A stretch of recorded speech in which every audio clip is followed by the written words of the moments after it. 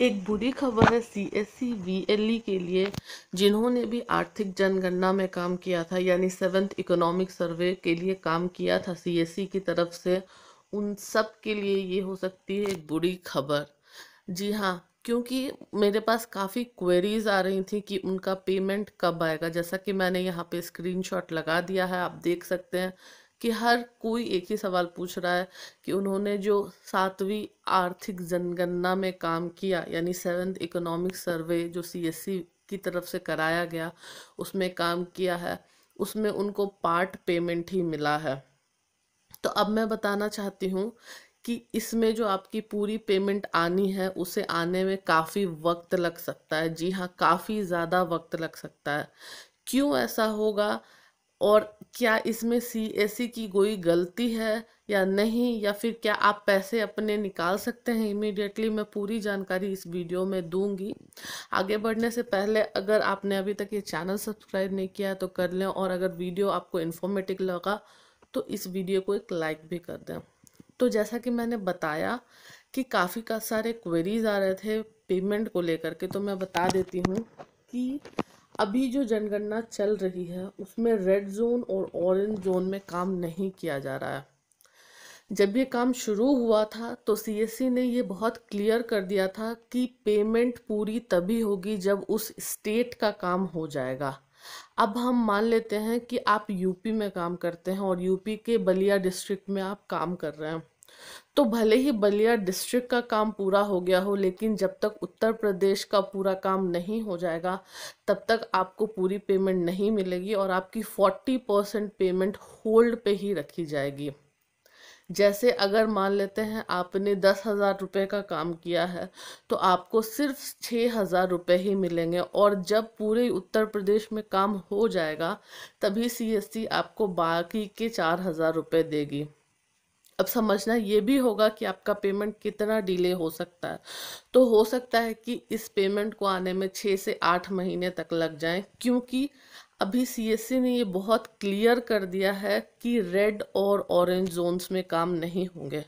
तो हर स्टेट में काफ़ी सारे रेड और ऑरेंज जोन हैं, अभी सिर्फ ग्रीन जोन्स में काम हो रहे हैं। तो होगा कुछ ऐसा कि अगर ग्रीन जोन्स के काम ख़त्म भी हो जाते हैं तो रेड जोन्स के काम पेंडिंग रहेंगे, और इस वजह से स्टेट का जो कंप्लीट डेटा कलेक्शन होना है इकोनॉमिक सर्वे के लिए वो नहीं हो पाएगा।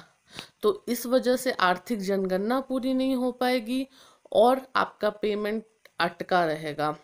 हालांकि सीएससी ने ये बातें पहले ही बहुत क्लियर कर दी थी कि जब तक पूरा स्टेट नहीं हो जाएगा तब तक आपको पेमेंट नहीं दी।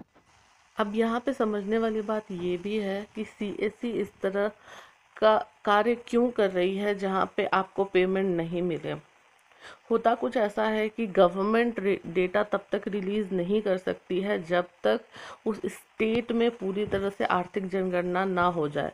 तो इसीलिए जब भी कुछ स्टेट, कुछ डिस्ट्रिक्ट या कुछ लोकेशंस पेंडिंग रहेंगे तब तक ये डेटा किसी काम का ही नहीं होगा। इसीलिए ये नियम बनाया गया है ताकि काम जल्दी से जल्दी पूरा हो सके।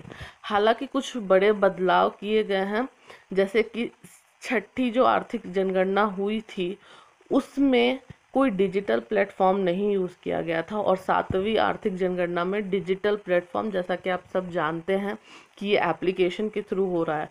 तो ऐसी उम्मीद लगाई जा रही थी कि ये जो पूरा प्रोसेस है वो 2 महीने के अंदर अंदर हो जाएगा, लेकिन बहुत सारे कारणों की वजह से ये काम हो नहीं पाया। पहली दिक्कत तो ये आती थी कि रजिस्ट्रेशन सही से नहीं हो रहा था पोर्टल पे, और दूसरी दिक्कत ये थी कि एप्लीकेशंस में काफ़ी इशू हो रहे थे और ये जो इंटायर प्रोसेस था वो काफ़ी लंबा था।